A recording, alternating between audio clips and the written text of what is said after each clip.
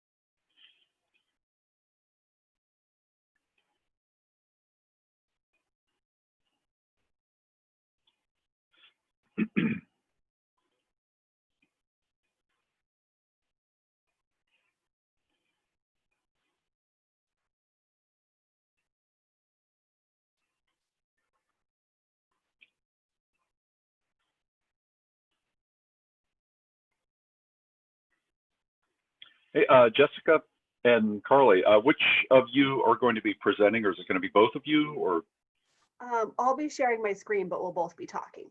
okay, okay. I'm going to go ahead and make you a co-host then. Okay, perfect. So yeah, should be able to do it as a co-host, I believe.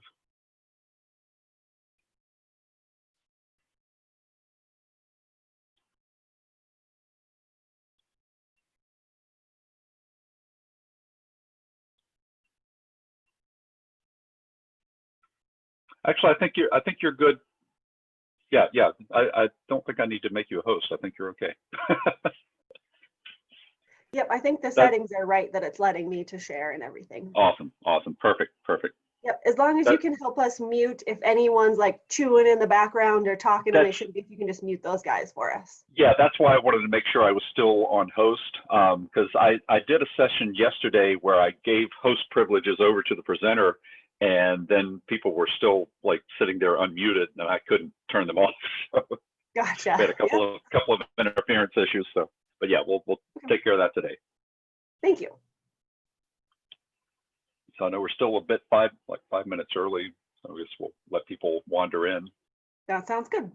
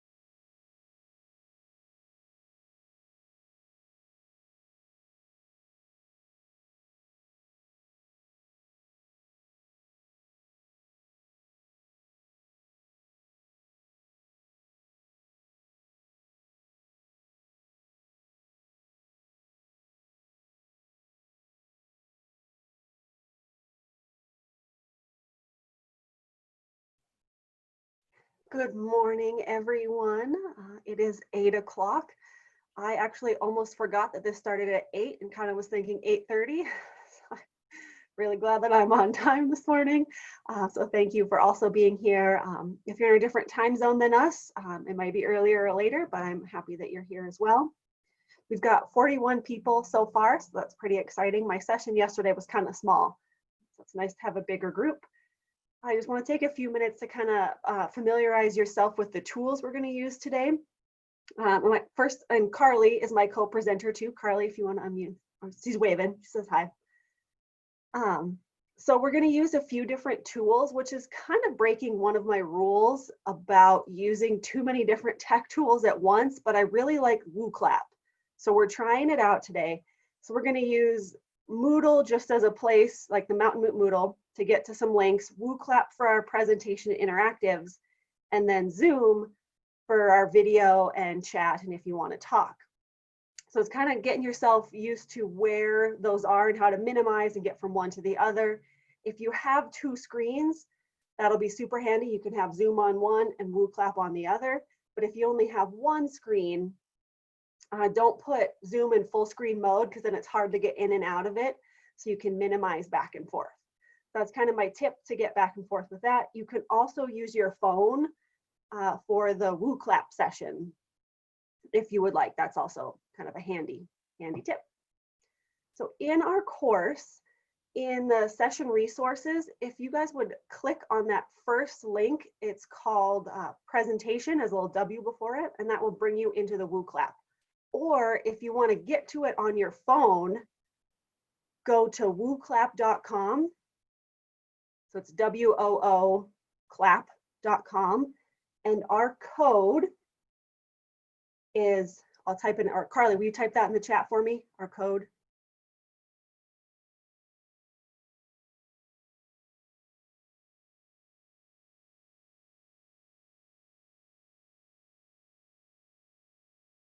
I promise I pressed copy to clipboard and it did not. So I will do that again.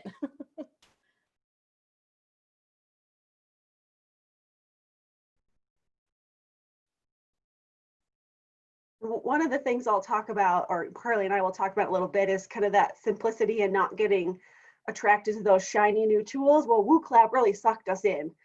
So we're trying out having maybe too many tools at once, but it's worked for my last session. So we're going to try it again here.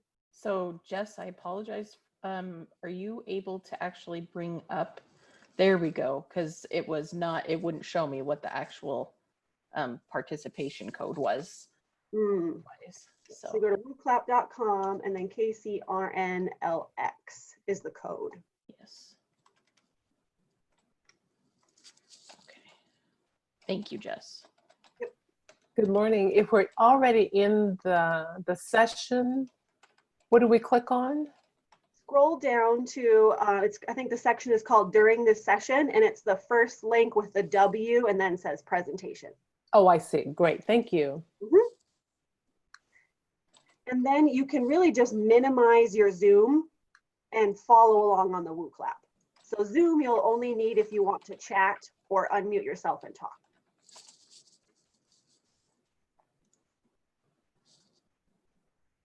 All right, so now with those tech things aside, we can go ahead and get started. If you're still figuring that out, you can keep doing that while Carly and I introduce ourselves. But our session today is best practices for online learning. My name's Jessica Bryant. I work at the Montana Office of Public Instruction. And my job is to run our Moodle, which is called the Teacher Learning Hub. It's for professional development for K-12 teachers, and then a small side chunk for staff training for OPI. And my name is Carly Cockrell, and I work closely with Jess. I work for the Montana Office of Public Instruction as well. I am the professional learning coordinator, which essentially is knowing about the entire ecosystem of professional learning for educators in the state of Montana. And I wanted to make sure that I used a background today that made you feel like you were in Helena, Montana. So it's kind of hard, but we have the sleeping giant for any of you that have been in Helena before the mountain range north of Helena that looks like a sleeping giant. So glad to There's be no here. Snow right now. Right, no snow. It's the wrong season. Yeah. But at least I hope there isn't. Yeah. Yeah, so Carly and I come from pretty diverse backgrounds. I was a high school science teacher, kind of stumbled into this job, and I was just going to do it for a year or so until I could get into the district in my new city, and then just really love online learning. So now I'm here and I'm not going anywhere for a while, so I really like what I do. And I have taught preschool, 3rd grade, 6th grade, higher education, pre-service educators. And I really value online learning. I think that it is a great way to get education in the hands of people that maybe wouldn't have otherwise had the opportunity. So I do see that in a sense it does have some equality of access. Even though we know that in the K-12 setting, it hasn't necessarily been that way during COVID. So I think with proper planning and such that there can be equality of access to high quality education that you maybe wouldn't be able to receive if you always had to go to a brick and mortar school. So that's where my passion lies. Throughout our presentation, if you ever have questions, please just type in the chat, and then Carly or I will help answer those as we go along. Or if we miss it and you really need your question answered, just unmute yourself and you can speak up too. We have a lot to cover in now 44 minutes, so we'll be cruising along. And Jess, it's actually showing us your Moodle, the Moodle. Is it? Yes. Oh, well here, I'm actually gonna stop sharing my screen so everyone can just follow along on the WooClap. Yes. There. All right, so this part, if you haven't gotten into the WooClap yet, please go ahead and do so. I'll put the link in the chat one more time. So these are our 4 topics today. We're going to spend most of the time on number 2 and number 3. 1 and 4 are just kind of the bookends that help to support the rest of it, but still just as important. So we're going to talk about having a solid foundation in online teaching.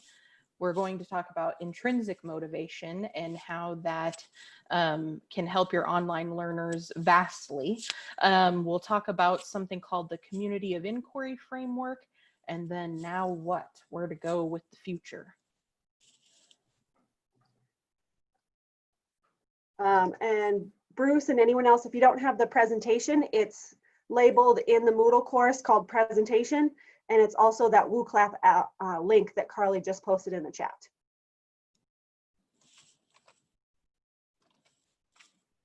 I guess I should ask this. Is there anyone, and you can just type in the chat, if you can't get to the WooClap and you want me to share my screen instead, please type so in the chat. It might be helpful, Jess, because I'm not sure it's advancing at the same pace. Okay.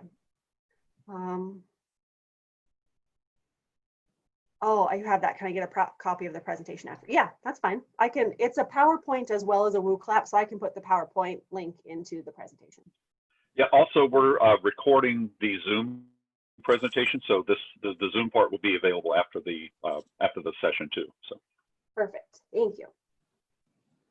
All right, so first, our solid foundation. This is really important because if you don't have a good foundation, no matter how good your teaching is online, you're going to be spending too much time answering questions about the platform, about the setup, about tech support, and then never really have any time to get to your teaching and spend, what you're passionate about, your subject area and your students. You'll have less time to spend on that. So I want to do our first activity. So this is really, by a solid foundation, I mean a good online design. So your platform, your layout, all of those kinds of things. So in this activity, I want you to just type words or phrases, and this can be in the WooClap on your phone or computer, about what good online design means to you, what that good foundation means. those important pieces.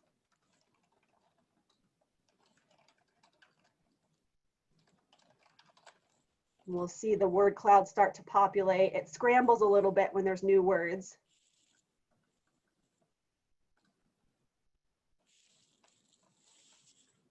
Beautiful.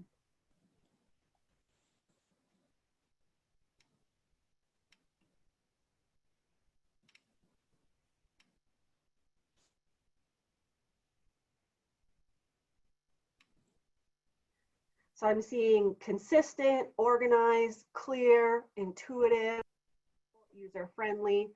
Those are all huge pieces of this, because if your students don't know how to use the platform, they're going to be frustrated before they even get to the learning. Kind of like when you have students come to your classroom sleepy or hungry, they're not going to learn very well because they're so focused on those things, or if they have other emotional traumas. So we need to not assume that because they're so-called digital natives that they're going to just understand what to do next and know where to go. This is something I made that assumption on our Moodle for our PD, is I assumed that people would click on the first link and then they'd know the second activity was next, and then the third, and they just go down the list. But it's not how all people think. So we had to specifically tell people, do this first, then go here and go in order. So being very clear about that is always kind of a best policy. So these are my 7. And just very quickly, because we could do a whole course or a whole topic just on these. And you guys said this already, the simplicity and the consistency. You don't want to go so simple it's boring, but you want it to be consistent so your students, your participants know what to do next. They know where to go. They're confident in the platform so they can focus on their learning. Built-in communication routines. You don't have that in person. We'll talk about the social presence a little later, but you have to be a lot more purposeful with this online. You can't just assume that communication is going to happen. You have to build that in from the start. Be flexible. Your participants don't all have the same resources you have on your computer. So if you load a PowerPoint and you expect them to download and look at it, they might not have PowerPoint software on their computer. They might not have Microsoft Suite of tools. So what other formats can you give them that information? This goes with the accessibility too, with deadlines, with how they submit their work. Be flexible with any of your work, and that will pay dividends in the end. Accessibility, this is not only what tech tools you're using, but also keep in mind students with disabilities that might be colorblind or need a screen reader, or just even have low vision and need to be able to zoom in on things as they go. Acknowledge barriers. And there's some things we can't do anything about, like if there's low bandwidth or poor internet or only one computer in a home of 5 kids, you can't necessarily fix that. But what you can fix, the barriers you can focus on, is within the course itself, that navigation. If they don't understand the tools, that's a barrier. So teach your students about those tools. And this gets into that next one. Teach them how to ask for help, teach them where to click on things, how to submit assignments, remove as many of those barriers that are in your power as possible, and things will go so much smoother throughout the course. And then test it. So many people, even my designers for the Learning Hub that I make take a 9-hour training, don't test their own work, so that we have a review process. We look at everything, but you have something in your mind, perfect how you want it to go, you've set it all up. But Moodle has a lot of settings, and if you miss up one, then it can throw off everything. So always test it as a student, so you know it works.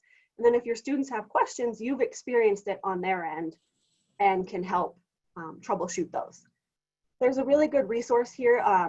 It's a quality rubric that has a lot more detailed information. This is linked in the course too, but I suggest checking that out if you want a little more information. So I wanted to spend some time talking about intrinsic motivation.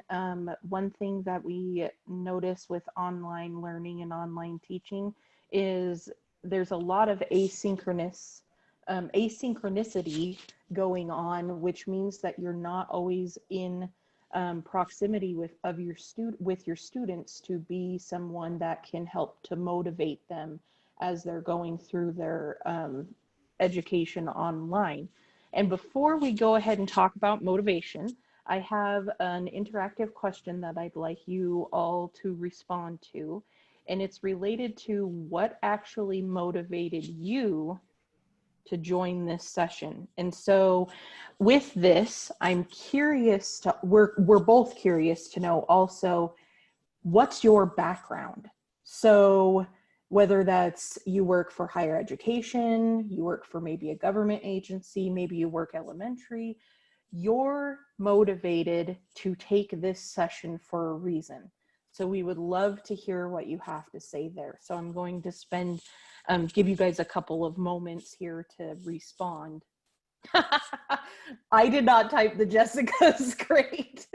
You've got a fan in the audience, Jess. Yep. I think I know who that is.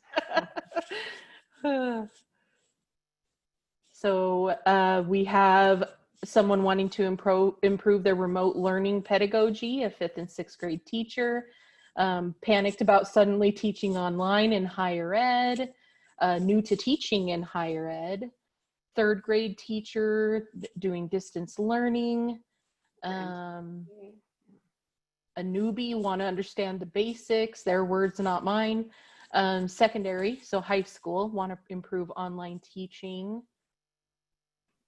And what's great about today is no matter if you're a 3rd grade or higher ed, those foundational pieces I went through apply to both. Right. And then a lot of what we're talking about coming up does apply. It applies to all of it. It's just your specific strategies of how you implement each might vary based on your grade level, but it applies to everyone. Right. Yes. So I think I'll give about another 30 seconds for responses. Hopefully no one's trying to type a book on their cell phone. You know that your students try to do that. That will try to write you a paper from their cell phone. And it's a terrible experience for them and possibly for you too. Working in higher ed, I know that that's a thing, but then now K-12 got to experience that too. All right, I think we're at a point where we're not quite getting new responses anymore. So we're going to go ahead and move on to the next slide where we're going to talk about self-determination theory. So self-determination theory is, I have, I guess for lack of a better word, some passionate theories that I tend to pull out time and time again. And self-determination theory happens to be one of those. Basically, self-determination theory, it combines multiple different theories that are related to intrinsic motivation. And one thing that we have noticed in online teaching, yes, I do love my theories, especially online teaching where there isn't a whole lot of face-to-face interaction in a brick and mortar setting, is that the things that maybe previously motivated a student in a face-to-face environment, that could change. So sometimes the reason that students are motivated is because, you know, they're going to be seeing their peers, they want to interact with them, or perhaps they are motivated by, you know, the external responses that they get with, you know, positive feedback face-to-face in front of their peers. And those type of things tend to be a little bit more difficult when you're in an online environment. So as far as motivation goes, online teachers do have to tap into intrinsic motivation with their students quite a bit more. And the first thing that I want to talk about is autonomy. So students really want to be able to own their learning process. And it's not just, you know, students under the age of 18, it's actually adult learners too. So if you're able to integrate choices into your course, where maybe the end result is still the same, you're still able to see that they can demonstrate a certain competency, but you're able to provide them choices to get to that point of demonstrating it to you. That will increase intrinsic motivation, whereas extrinsic rewards can actually stifle natural intrinsic motivation of people that just tend to be more intrinsically motivated.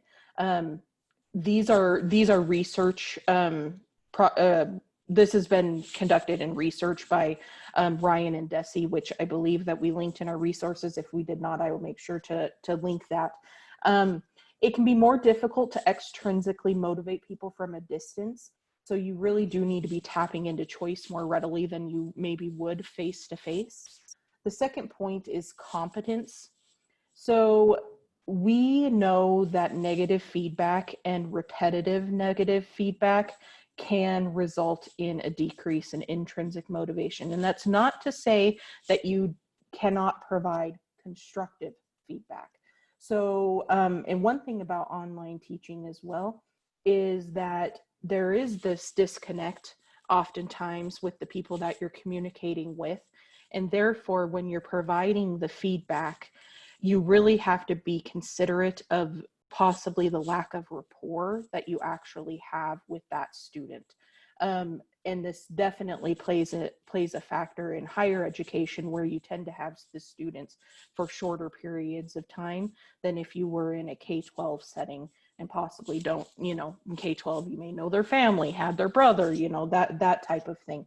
So if you are able to offer the feedback in a positive way, or in a way that reflects that it's a growth opportunity for the student, that can be more intrinsically motivating than some of the other ways that we might provide feedback when we're in a face-to-face environment, where we can be a little bit more blunt and rely on our relationship and ha-ha humor with the student.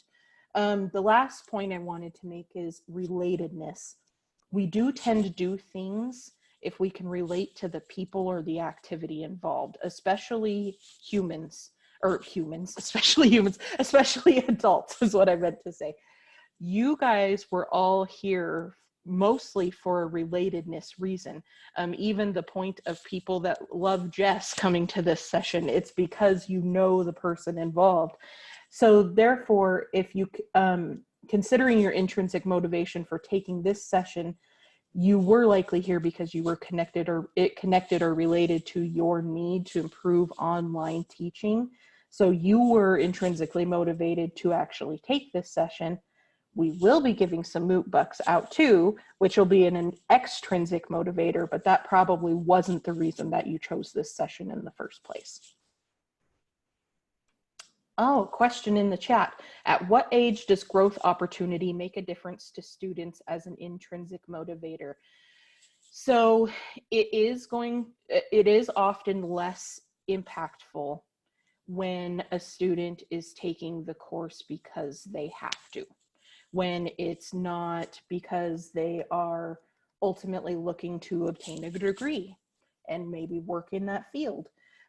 So students that are in a K-12 setting, a lot more often are extrinsically motivated by a lot of what is going on, whereas some higher education students appear to be more intrinsically motivated. So it really has to do with the end result. What are they looking to get from the situation? But there are some intrinsic motivators that you can tap into, such as even if they're not interested in the course content, if you can build autonomy in there and choices and things like that, and really tap into their interests, that can start to build intrinsic motivation even when somebody is not in the course for an intrinsic reason, if that makes sense. All right, Jess, you're up. Or is it next me again? It is me again. Okay, so the next thing that we're going to talk about is the community of inquiry framework, another one of my passions. I'm not going to spend a long time on this slide because I know that we have to kind of pick up the pace here. So on the next slide, some of you actually may have heard of the community of inquiry framework. We were not trying to step on Jason and Mike's toes. If you went to their session yesterday, they happened to tap into a lot of the same things that we did. There's some parallel thinking there. So the community of inquiry framework is usually presented as 3 overlapping circles. And in my past work with higher education professors, one thing that I noticed is that online courses cannot have a good cognitive presence, which we'll dissect these more in just a moment, or a good social presence if the teaching presence is absent. Unfortunately, many of our educators, especially in higher education, that do not have a full-time teaching career, but are maybe adjunct professors at multiple universities, are simply juggling too much that their teaching presence actually suffers. And another good analogy with this is that if you consider massively open online courses for a moment, many of them are designed to engage cognitively. However, the actual rate of completion for MOOCs is only about 5 to 15%, depending on the study. Not that that means that that's a good rate of their worth, because sometimes people just don't finish MOOCs because they've gotten what they needed to get out of it. But in MOOCs, teaching presence and social presence are largely absent from the equation. And so there has been some research into why that is, and the community of inquiry framework kind of starts to tap into that. So without knowing much about the presences, we're going to do another interactive question here, and it's a prioritization. So you have 100 points. You can think of them in percentages if you want, if that helps. And knowing that cognitive has to do with probably the difficulty of the material and the content, knowing that the social has to do with interacting with students and making sure that that occurs, and the teaching presence has to do with you and what you bring to the table. Where do you attribute the majority of your time? So this doesn't have to be when you're actively teaching either. This can be in preparation work too. And it's out of 100. So you Yes. have basically 100 points to assign. So assign the most points where you spend the most time, and then don't forget to hit submit. Yes, that's an important part of that.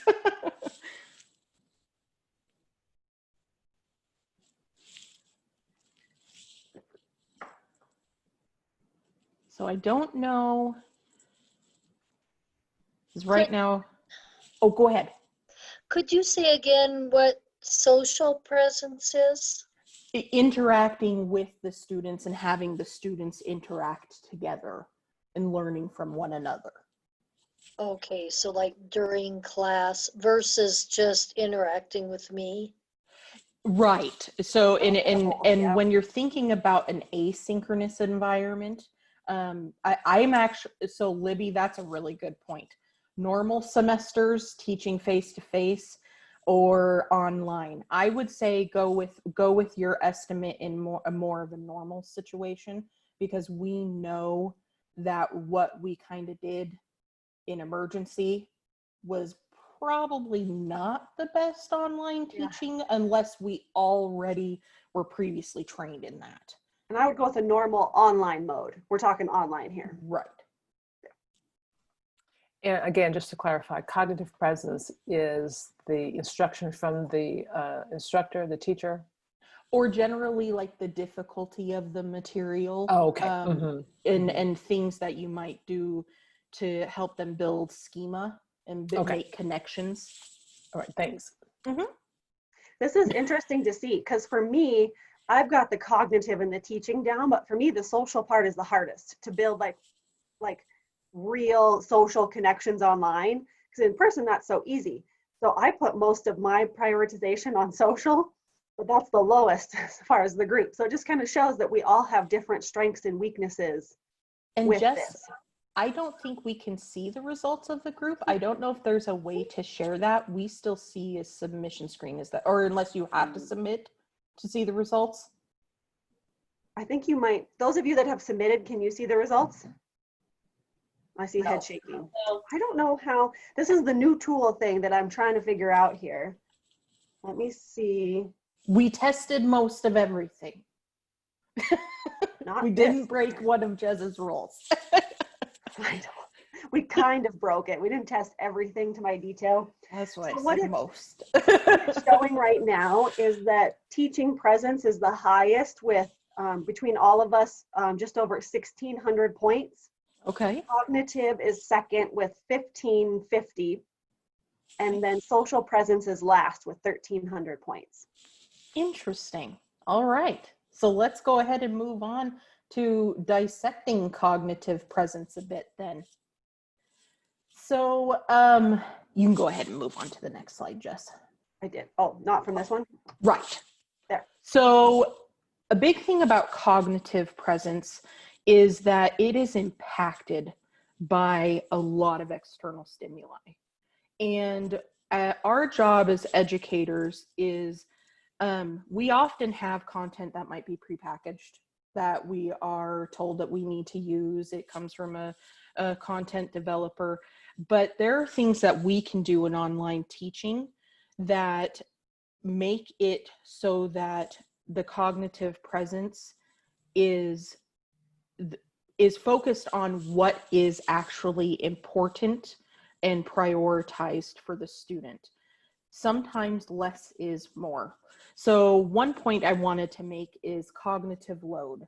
Sometimes we inadvertently create barriers in online learning, such as having, for something as simple as like links opening in the same tab that the student is trying to work in the learning management system, or by choosing tools that may be new and innovative, but have a really steep learning curve for some of the students. So there are parts of cognitive load that you can't control, such as external distractions. Students getting interrupted in the middle of them in a Zoom session with you, or not being able to dedicate the time that they need to the course. But you can provide recommendations for students to consider while learning online. Many teachers that are that have taught online for a long time have something that's in the beginning of their course that talks about how to be a good online student, because that may be the very first experience that that student has with online learning. The second part is activating schema. In the classroom, this is natural. I mean, the majority of educators, we can make connections to prior learning, and that is just a seamless part of the way that we teach. In an online environment, we can do the same thing, and we should, because it increases the likelihood that students will spend their cognitive load on the upcoming content rather than spending it on getting caught up to speed. So some online teachers, we often have the notion of, okay, well, they took the prerequisite to get into my course. That must mean that they're ready for this. And we know that every student comes to us with gaps. So some online teachers will have a module in their course that maybe is not even for any kind of points, but is just rather there for students to get caught up on certain concepts that maybe they might be a little bit rusty on. And it's just a really kind of low stakes, maybe do a pre-assessment, see where your gaps lie, go in Khan Academy, review some things, just so that you have the foundation that you're going to need to move into this next part with me. Allowing students also the opportunity to share how what they are learning connects to information that they already know is really good for activating schema and making things mesh together. And their answers actually may surprise you. You may learn things that you didn't even realize because they are bringing a lot to the table. That's usually a really good place for discussion too, is activating prior knowledge with new knowledge. And then finally, universal design for learning, kind of a buzzword that gets brought up quite a bit. However, what we know with universal design for learning is that students do have different learning presences. I'm not of the camp of learning styles. I like to call them learning preferences. And learning online is already challenging for many students. It might really actually be out of the preference that they desire. So therefore, it is important to consider presenting information in multiple modes, visually, auditorily, so that students can choose how they prefer to gain information and then spend the time that you want them to be actually demonstrating their knowledge or skills. For example, you don't want to lose precious time getting students to read when a video could provide them with the same information. And you could possibly say, hey, choose your own adventure for a moment. You can either read about this or you can watch a video about this. Also, building different modes, visual, auditory, can be helpful with students that have accessibility challenges in accommodating those students in the online environment. All right, Jess. Oh, I am unmuted. I was like, how do I unmute myself? I'm already unmuted. So social presence. This one, as I said earlier, is the hardest for me because in person, you can see when a student looks, down on you, like they're kind of looking down and they maybe need a little more kind of one-on-one attention, just someone to talk to. So they realize that someone feels, someone knows that they're struggling and they have that someone cares about them, right? But in the online world, you can't see your student's face. You can't read that body language to tell if they get it or don't get it. And also this social presence is just really feeling that self-worth. I had a definition from, I didn't type it in here, but Purdue defines this as the ability to perceive others in an online environment as real and the projection of oneself as a real person. Social presence involves open communication, effective expression, and group cohesion. It makes people. And I think this kind of spills over a little bit into how people, they can kind of be jerks online, right? People just think they're online, they can say whatever they want, and it's totally fine because there's no face, right? It's just text on a page. So this social presence not only makes people feel that worth, but it's also an opportunity for us to model good digital citizenship and how to have a real online conversation. Even when you disagree with someone, how do you have that back and forth without it being an argument and people getting rude? So that's kind of an untapped opportunity that I think many people don't always realize, that we have that power as teachers at any grade level to model that behavior. See, I think I have an interactive. I skipped a couple because I knew we were running a little short on time. But I want, this is another, oh, this is a different one. So this is a kind of a sticky note activity. I want you to just kind of throw in a sticky note of why you think social presence is important in online learning. So it can be one word, it can be a phrase, anything.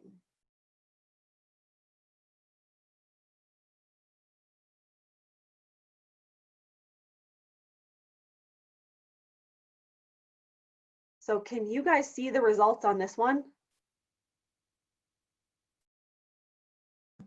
We can, but the layout of it being like stickies on a board, I think hard. only happens for us, the Okay. presenters. So Okay. There, I'll change it a little bit. it looks really similar to the first activity where they were responses going down. I tried to go into settings when you were talking and fix it so you could see the other results too, and then it almost like reset the presentation and kicked everyone out. So I was like, ooh, won't do that. I'll just let it sit. So I'm seeing lots of great things here: learning with their peers, better learning, building relationships, connections. Kids are social creatures. And I totally agree. Humans are social by nature. I mean, I'm not the kind who likes to go out, on the weekends and like hang out at the bars with my friends. Like, I kind of rather just sit at home with my kids. But I found when my husband and I were working from home, each of us in a spare bedroom, just yelling at him across the hallway throughout the day, was really nice to have someone to talk to, because I didn't have, my office mate Carly, where I could just run down the hall and be like, Carly, did you see what so-and-so said on this help ticket? Can you believe that? I didn't have that, even just super simple connection. And then when my husband went back to the office, now I've got my dog who's sleeping on the floor. So I like talk to my dog, right? Because I need someone to talk to.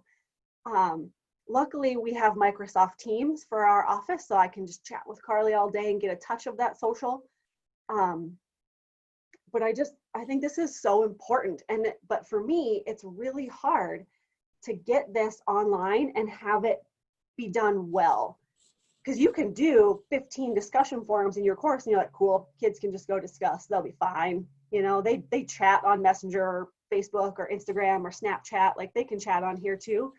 Not necessarily, that it's a different form and a different place. So we have to teach them that from the beginning. What does it mean to discuss? You know, do you just say, oh, good job, I agree?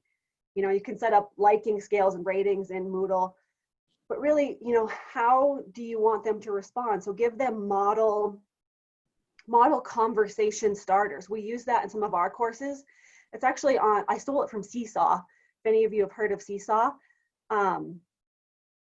they have conversation starters that they have like beginning, middles, and kids can just fill in their own context. And I think Diana just asked about kindergarten.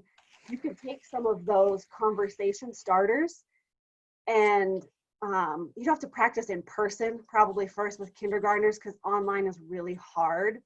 But it might even be with kindergarten, like if they make a painting and teaching kids how to communicate that they like the painting or what they like about the painting. I think just super simple things, and you scaffold and you build on that. But modeling that appropriate behavior is huge, because even you providing feedback on your kids' works, just saying nice. Like, so kids are going to do that to their peers then, because, oh, my teacher does that, so I'm going to do that, right? So model that appropriate behavior. Set the stage early. Really icebreakers, something kind of fun, kind of silly to get that rolling a little bit, and that's different at every age level, but even older kids can like goofy sometimes. The group project or problem-based activities, that one's a little harder to do right online. There are tools you can do it, but you have to teach your students how to use collaborative tools like Google Sheets or Google Docs or Google Slides, those kinds of things. So if they know the tools, then you can get that rolling a little bit. And really bring in that student life experience. Carly mentioned this earlier, drawing on prior knowledge, but draw on their prior life experience and get kids connected because of those life experiences, so they can kind of support each other in that. I talked about that one. Oh, small group discussions with open-ended critical thinking questions. So not a forum where, what's the right answer to this problem? Because that probably should just be a quiz, right? There's no discussion, there's one right answer. So discussions should be those open-ended that make you think, where you kind of have to debate back and forth and teach those kids how to do that debate. And one thing I heard in a session yesterday is, and this kind of gets in the social, like feeling worth and like you're part of the course, is if you have maybe a help forum, like a Q&A forum at the top of your course, where students are like, hey, I don't know how this assignment works. I don't understand this. Can you explain? Tell students, like, if you get it and you see that question before me, answer your classmates' question. Like, enable them, empower them to be helpful in the course, right? You have to check to make sure they're not, maybe it's giving them bad advice, but that really builds up the self-worth of your student. They're like, yeah, awesome, I'm helping the teacher. I really know this, like I help my friends. And that makes them feel more connected to the course, more connected to their peers, those kinds of things. Let me see.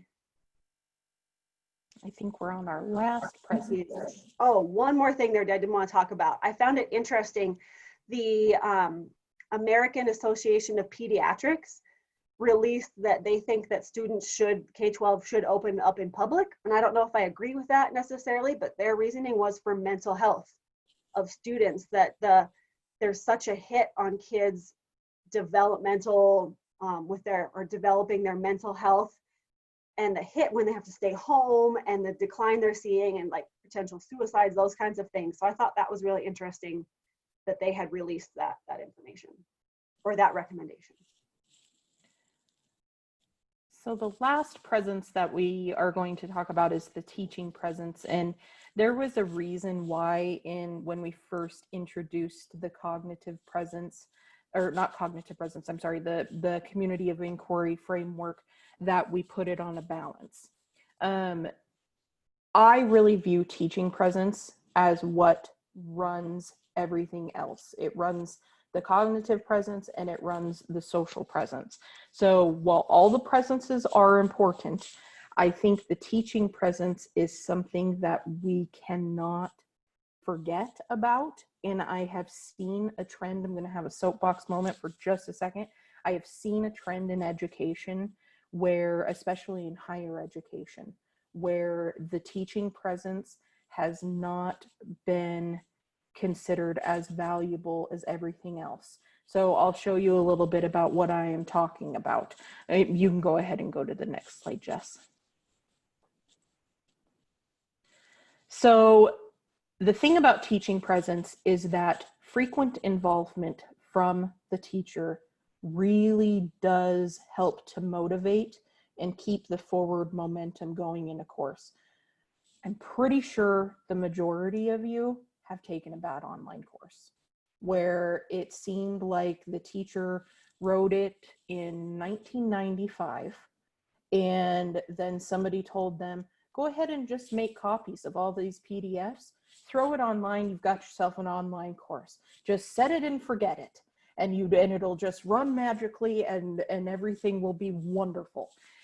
That is rarely the case, nor is it something that students find valuable. We don't want, as educators, you wouldn't be here if it was your policy to just have students go through the motions.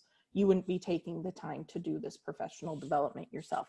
So with teaching presence, I like to remind people that you cannot set it and forget it. If you're one of those educators that likes to do a lot of your pre-work and get like your entire online course built before the semester begins, great. I totally understand where that's coming from. I often did the same thing, but that doesn't mean that your frequency of checking in with the students should lessen at all. So I do like to remind people that you are still the teacher and you do want to still be going in there and making sure things are going okay, because that's what students are going to value about your course over someone else's, to be completely honest. So therefore you set the stage. You're the one that sets the expectations. You're the one that says, this is how I envision this going. But then of course, building in those choices, making sure that experiences are authentic and students can share their prior knowledge and things like that. All of that can be done, even if the course was already pre-designed, because you're the one that's sitting there and you're modeling that behavior and bringing that forward. Online teaching is just as time consuming as face-to-face teaching. It's just time consuming in a different way. So if anybody here needs me to talk to their dean about that, I'd be happy to go on the record saying that, or your principal. One thing that we've seen a lot of value in also is teachers hosting office hours, especially for completely asynchronous online courses. And the office hours don't just have to be for them to come and talk. In K-12 especially, the students would log on just to see the teacher and just to communicate and just, you know, get that sense of interaction there. And then finally, blending asynchronous and synchronous work, which I know cannot be done in higher education necessarily. If it is deemed a fully online course, you have some parameters there where you may not be able to require synchronous work. However, when you're blending both of those, the synchronous times can be really good for building rapport with the students and getting to know them, and also blending in that social presence. But then the asynchronous work obviously is good for them to be able to really demonstrate their competencies in the course and show you what they know. So that is one of our recommendations as well with teaching presence. All right, Jess. I was having a good chat with Jimmy and about social presence in government trainings, because government is a little bit harder. All right, so moving on, we're almost out of time. So I'm gonna do this really quickly. I know I talk fast anyway, so I'm sorry if I talk a little too fast. But one of my biggest downfalls when I go to these is I'm like, oh, sweet, I'm gonna do all of this. I'm gonna do everything I learned in this session, take tons of notes, save all the things, and I never do any of it, right? Because I do that in every session, and I just don't have the capacity to do it, right? So I want you to take just the couple minutes we have left and survey yourself just informally in your head about everything we just talked about. What are your strengths? What are your weaknesses? And then choose one or two of those weaknesses that you're going to work on. Just one or two. If you have like 7 weaknesses, fine, that's okay. You're being honest with yourself, but just choose 1 or 2 that you can legitimately spend your time on, because it's better to do one really well versus all of them just barely touching on them. Right, so what's one that you can really focus on? What are your resources? This presentation, maybe some things we linked. Do you have a colleague who's really good at this you can reach out to? Internet is awesome, do some research. And then make a plan. When are you gonna work on this? Next week, next Wednesday, in a month, after your vacation? And when do you wanna have it done by? When do your next classes or sessions start that you wanna have this implemented by? So think about that. Get yourself a sticky note, write it down, highlight it, put it in your phone, something to kind of help yourself have one big takeaway from this that you can work on. For me, it's my social presence in some of my courses, being more authentic with those and not just doing it to kind of check it off kind of thing. So that's what I'm going to work on. And it's an ongoing goal because our courses are open year round. So mine is always working on that. All right, if you have questions, our session technically ends at 8:50, which is a minute ago, so you can sneak off if you need to, but we're happy to stay here and answer questions. Our emails are there if you want to email us any questions, but also there's an evaluation in the course. If you would please fill that out, you'll get some moot coins for it, but we'd love to hear your feedback. So thank you so much for being here, everyone. Jess, I don't Yeah. know if you want me to mention the discussion boards for if they would like to contribute. Yes, I forgot. Please do. No worries. So we do have 3 discussion boards in our Moodle about the 3 different presences, and we would love to hear your ideas or any resources that you guys have that relate to teaching presence, social presence, or cognitive presence. We're going to leave those discussion boards up. Well, we'll leave them up, but we're going to set a deadline of 9 a.m. tomorrow for responses in there. We're going to give some Moodle coins out, some moot coins. So 9 a.m. tomorrow is when we'll send the results to the conference planners, Ryan and Dan, and we'll give some moot coins away for responses in there.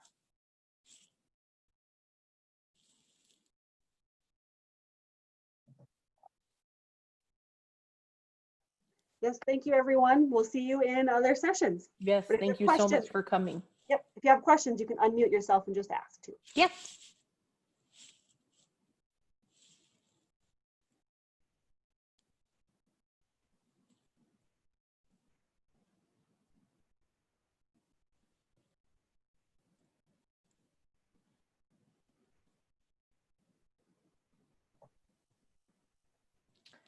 So Libby said it's not letting, here, let me exit out of this and take a look.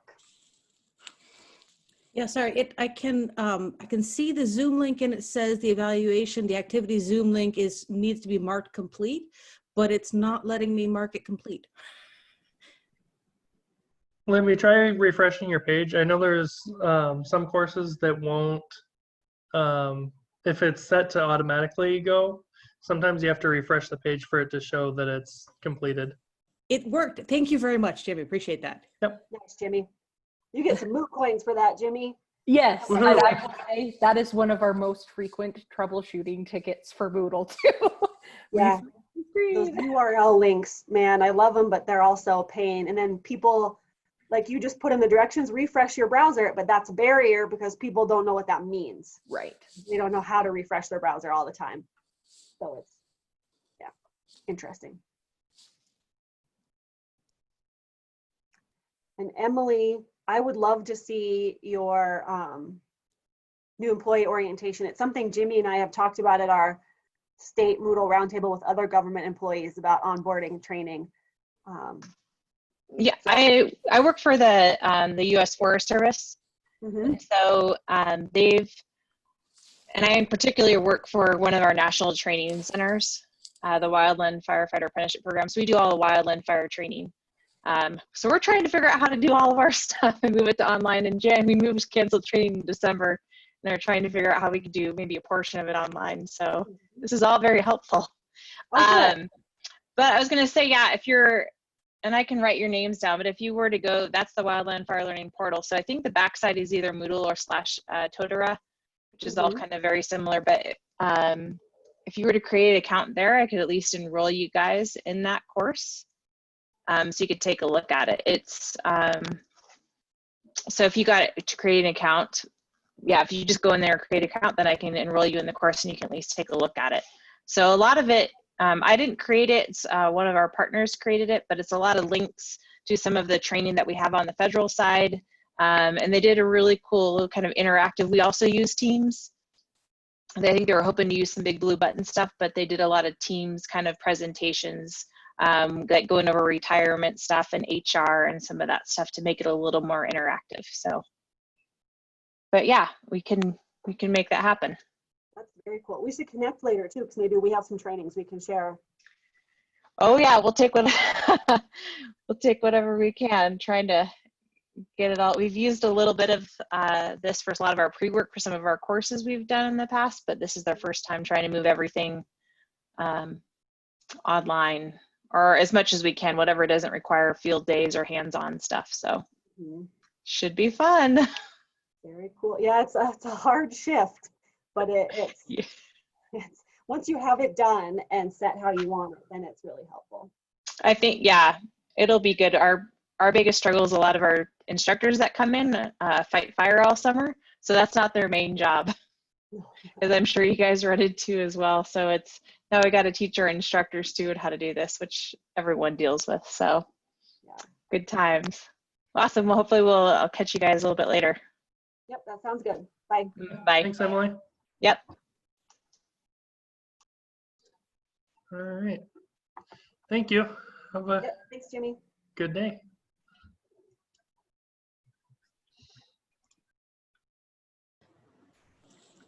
Thanks, you two.